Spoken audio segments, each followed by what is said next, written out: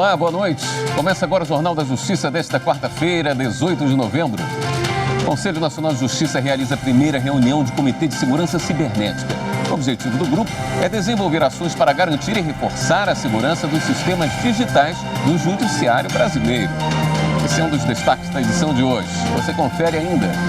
O plenário do Supremo julga a competência da Corte em ações contra o Conselho Nacional de Justiça e o Conselho Nacional do Ministério Público.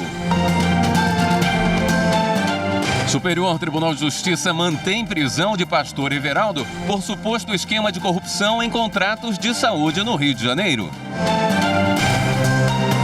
STF lança publicação em inglês com decisões da Corte sobre Covid-19.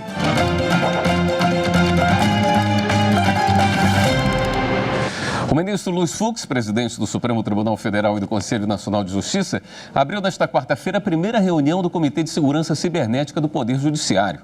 O grupo de trabalho vai discutir ações para garantir e reforçar a segurança dos sistemas digitais dos órgãos jurisdicionais do Brasil. O grupo é formado por especialistas da área de segurança cibernética do CNJ, Supremo, Tribunais Superiores, da Justiça Federal, da Justiça dos Estados e por especialistas da Polícia Federal e das Forças Armadas. Outros profissionais na área podem ainda ser convidados conforme o desenrolar dos trabalhos. O comitê vai assegurar que o judiciário atenda a população com segurança e responsabilidade por meio das soluções digitais, além de proteger os dados frente ao número crescente de ataques cibernéticos. O grupo vai desenvolver estratégias para a boa gestão da segurança da informação. O comitê terá um prazo de até 20 dias para apresentar um protocolo de prevenção e protocolo de gerenciamento de crise para o enfrentamento de ilícitos cibernéticos no Poder Judiciário. 30 dias para a criação de um protocolo de investigação para ilícitos cibernéticos que possam afetar o Judiciário e 120 dias para produzir uma minuta da estratégia da segurança cibernética e da informação do Poder Judiciário, que será apresentada no dia 15 de março do ano que vem.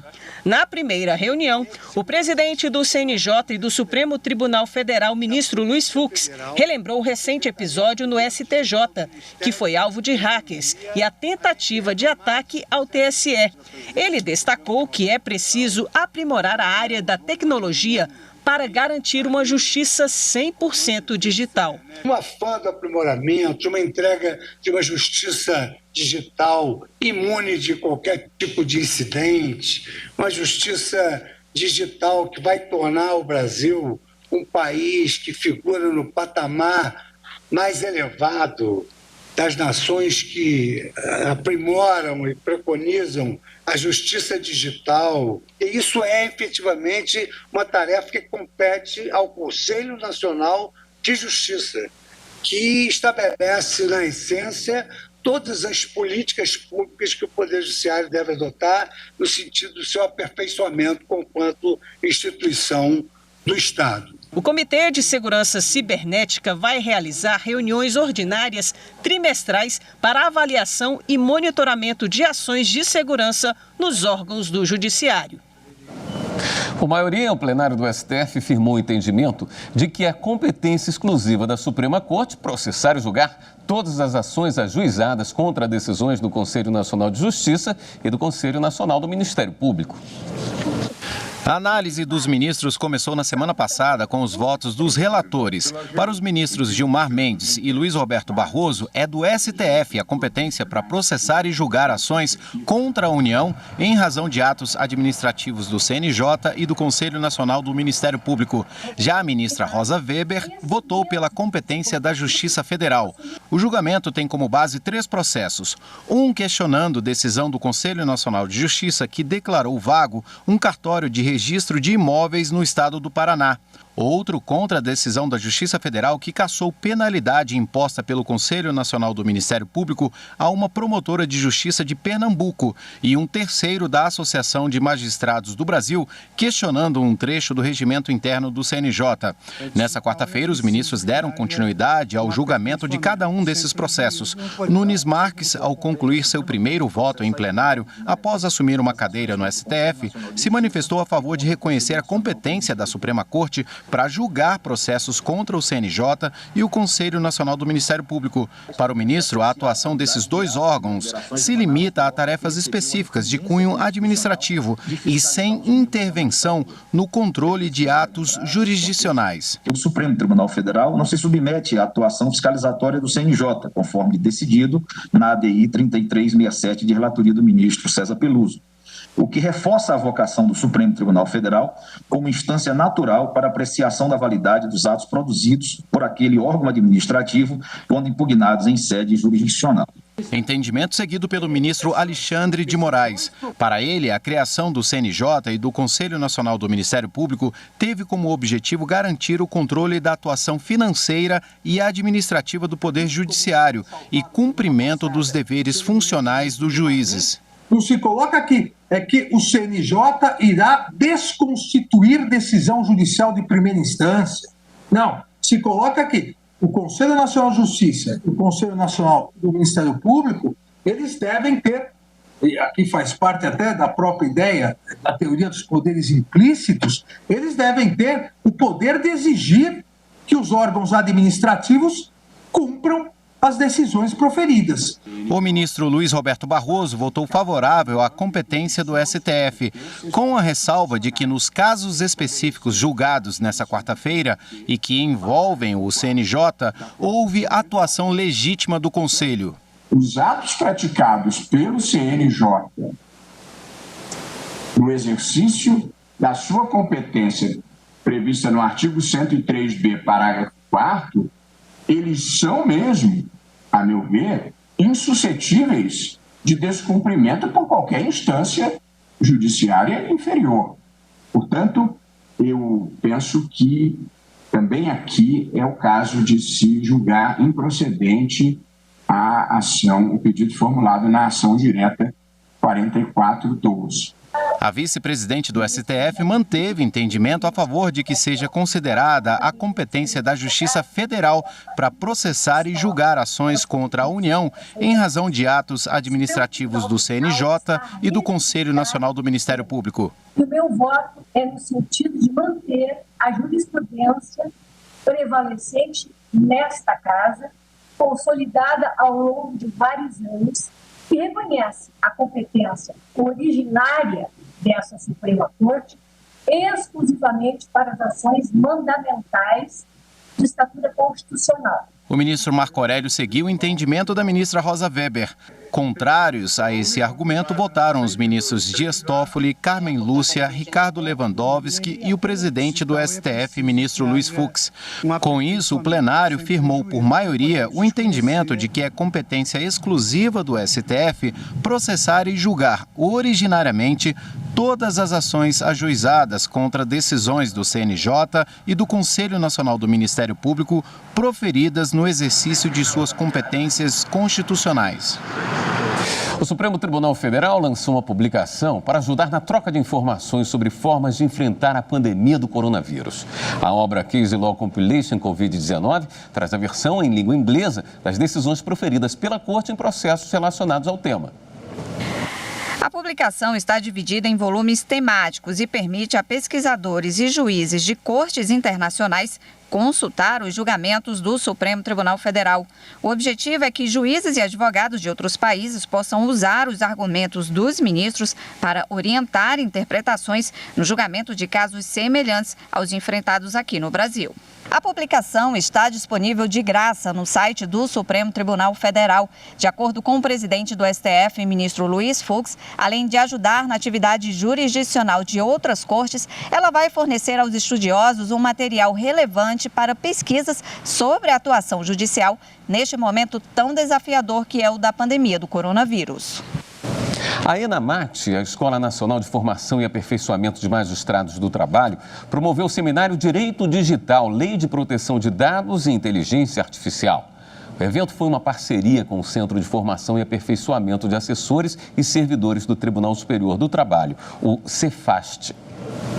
As palestras foram transmitidas ao vivo pelo canal da ENAMAT no YouTube. Foram 3 dias de evento 100% telepresencial e mais de 1.600 inscritos entre magistrados e servidores. Para a presidente do Tribunal Superior do Trabalho, ministra Maria Cristina Peduzzi, o tema do seminário foi de grande relevância para o momento em que estamos vivendo com a pandemia do coronavírus. Ela destacou a importância da aprovação da Lei Geral de Proteção de Dados, que traz mais segurança durante o tratamento e armazenamento de dados digitais. Com o desenvolvimento da tecnologia para encurtar distâncias e ampliar as redes de comunicação, a moeda mais valiosa para a troca no momento atual da economia 4.0 são os dados, ou seja, as informações sobre as pessoas, sobre os produtos, sobre as empresas. E pela importância desses dados para a vida das pessoas físicas e jurídicas, porque muitas vezes contém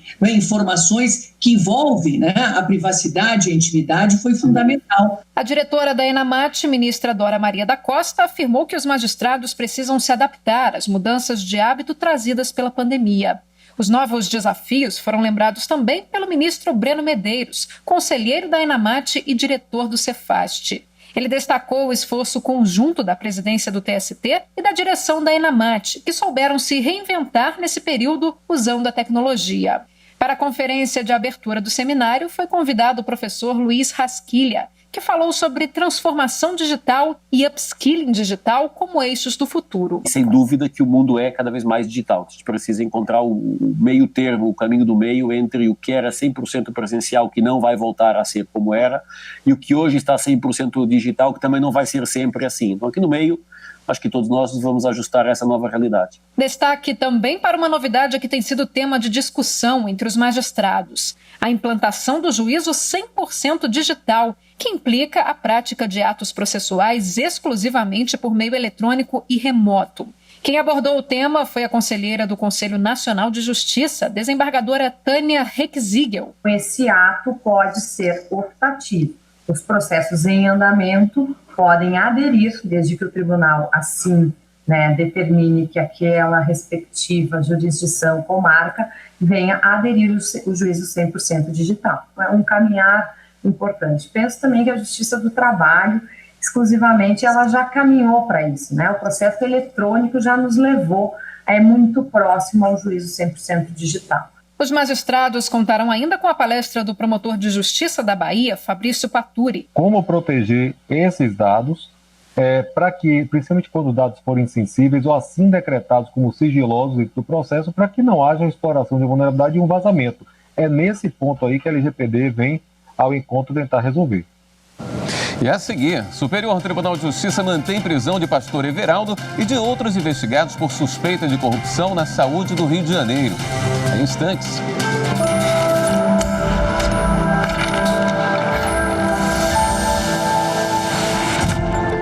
Celebrar a Constituição Federal é sempre muito importante. Primeiro porque ela é um marco na consolidação da democracia no país. Ela também estabelece o tipo de sociedade que a gente pretende criar e quais são os objetivos da República Federativa do Brasil.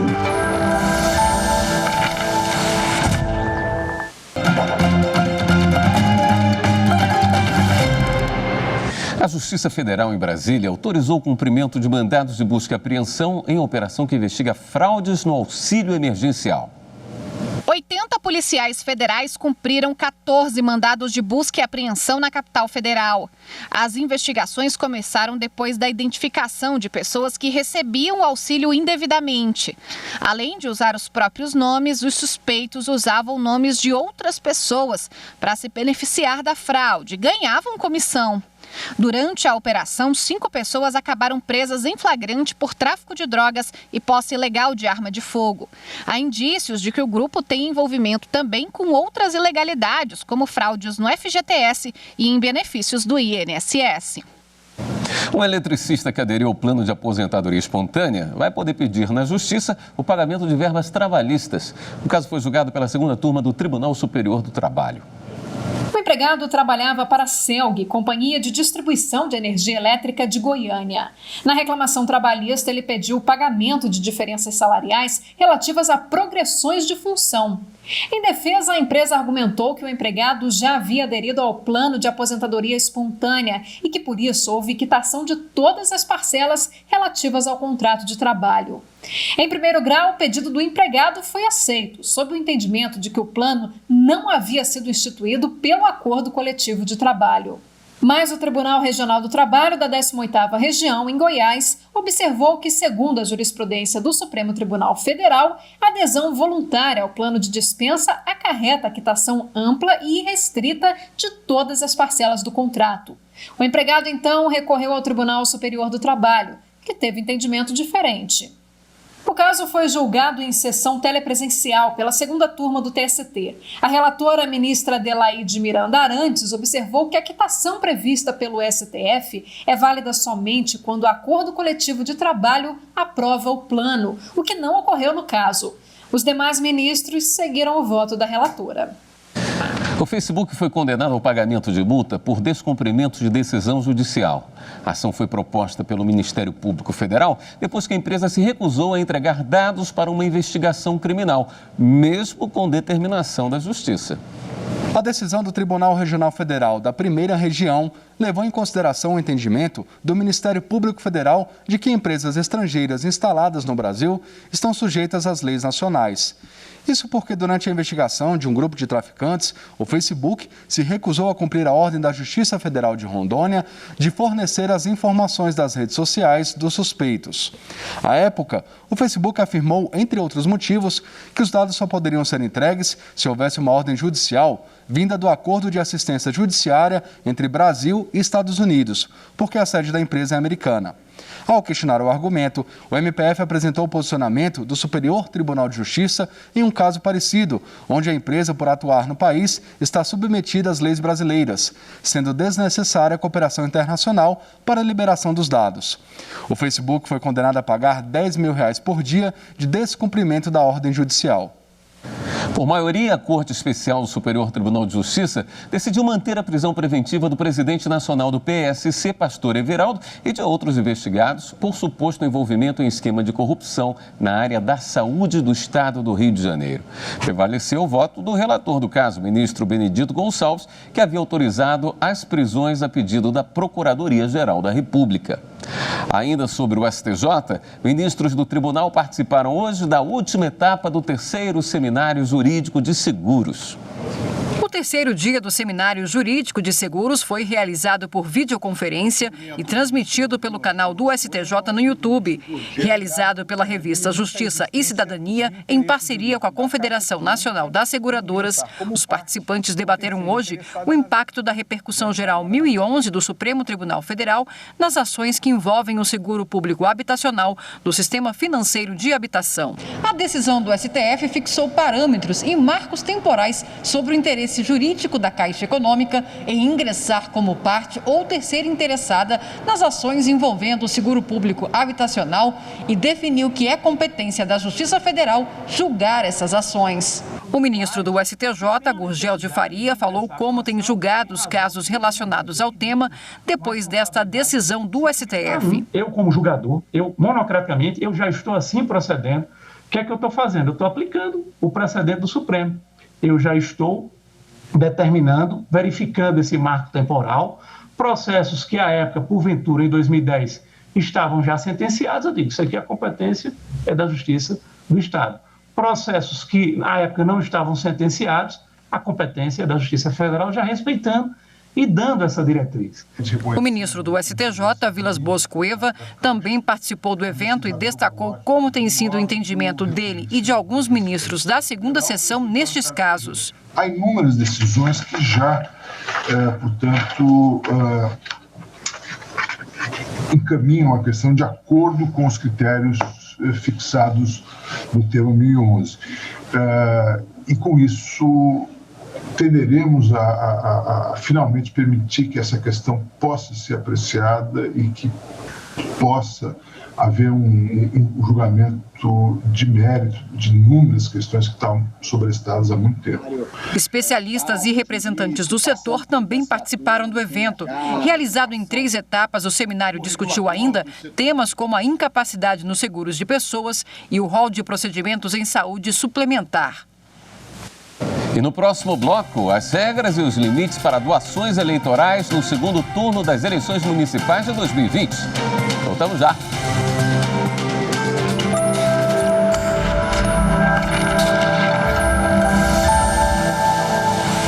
A Constituição protege o meio ambiente ecologicamente equilibrado, bem de uso comum do povo, essencial à qualidade de vida e impõe ao poder público e à coletividade o dever de defendê-lo e preservá-lo para as presentes e futuras gerações.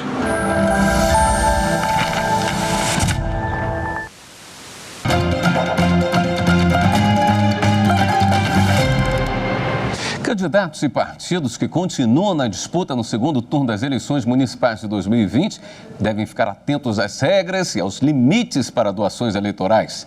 Veja na reportagem de Adriane Carrara. O segundo turno está marcado para o dia 29 de novembro e os partidos políticos e os candidatos ainda devem seguir algumas regras sobre doações de campanha. É proibido, por exemplo, receber doação em dinheiro, inclusive por meio de publicidade de qualquer espécie, de pessoas jurídicas, de origem estrangeira e de pessoa física permissionária de serviço público. Doações de recursos fora dos parâmetros legais podem constituir crimes eleitorais. O candidato pode ter o diploma cassado e perder o mandato depois das eleições. Para auxiliar candidatos e legendas, o Tribunal Superior Eleitoral disponibilizou no site uma lista de fontes vedadas para doação em campanha.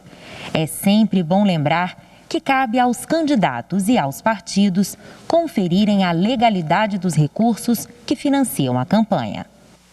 Na terceira reportagem especial sobre os efeitos da pandemia do coronavírus nas empresas e pequenos negócios do país, você vai ver que muitos locadores se viram forçados a diminuir a margem de lucro no valor do aluguel. E para não ficar no negativo nessa negociação com inquilinos, alguns recorreram ao acordo para fixar um novo valor ou modificar cláusulas de contratos. Nos últimos meses, quem sai de casa se depara com um comércio diferente. As vitrines lotadas deram lugar ao vazio, à poeira. As placas de aluga-se dominaram os espaços antes reservados para promoções. 4 em cada 10 empresas fechadas no primeiro semestre deste ano culparam a pandemia pelo fracasso dos negócios. Em números totais, segundo o IBGE, isso representa 522 mil CNPJs encerrados no país. 99% eram de pequeno porte. Há quem tenha tido de fechar as portas porque não conseguiu pagar as contas.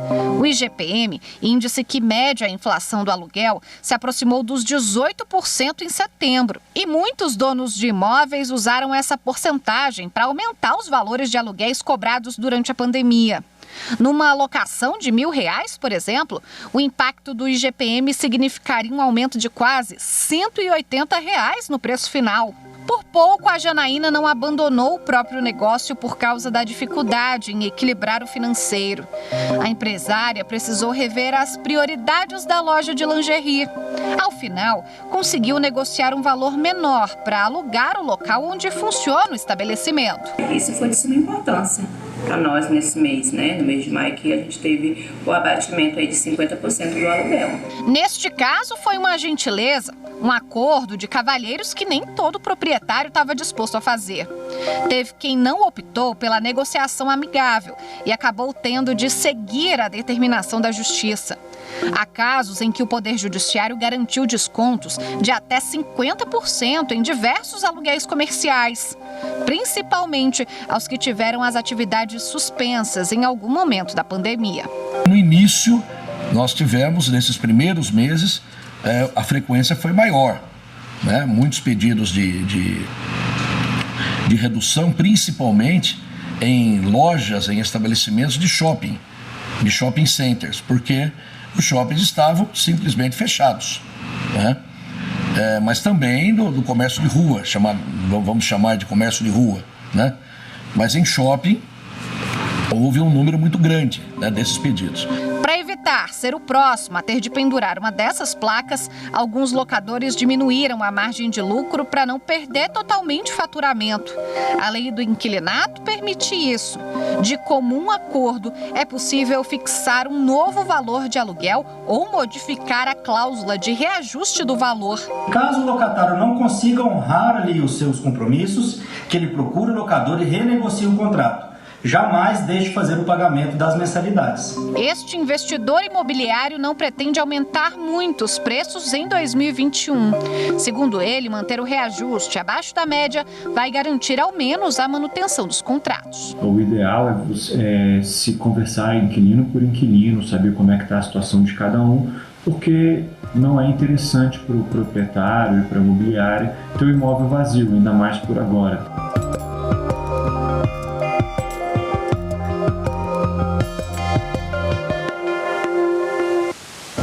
O presidente do Supremo, o ministro Luiz Fux, recebeu hoje à tarde uma série de homenagens pelo trabalho que vem fazendo para o cumprimento dos 17 Objetivos de Desenvolvimento Sustentável das Nações Unidas, os chamados ODS da ONU. A primeira homenagem foi à medalha Sérgio Vieira de Mello, herói brasileiro cidadão do mundo. Ele também recebeu o título de embaixador da Cultura, da Paz e da Justiça. As honrarias foram entregues pelo deputado Roberto Lucena, que é presidente do grupo parlamentar Brasil-ONU, criado pelo Congresso Nacional para acompanhar o cumprimento dos 17 Objetivos de Desenvolvimento Sustentável da ONU. O presidente da Academia Brasileira de Honrarias ao Mérito, comendador Regino Barros, destacou a preocupação do ministro Fux com a redução das desigualdades sociais e o empenho dele em chamar a atenção da área jurídica para o cumprimento dos 17 Objetivos da ONU. O ministro Fux, pelo seu legado, pela sua trajetória, recebeu esta homenagem em função do seu comprometimento, estabelecendo desta forma um judiciário que vai zelar e vai observar que o Brasil cumpra e se transforme em protagonista da criação de modus operantes para que nós possamos cumprir cabalmente os 17 Objetivos de Desenvolvimento Sustentável estabelecido pela Organização das Nações Unidas. O ministro Luiz Fux também recebeu a medalha símbolo da celebração dos 90 anos da Ordem dos Advogados do Brasil e o título de guardião da Agenda 2030 da ONU pelo compromisso dele com a melhoria do planeta. Esta edição do Jornal da Justiça fica por aqui. Para você, uma boa noite. Até amanhã.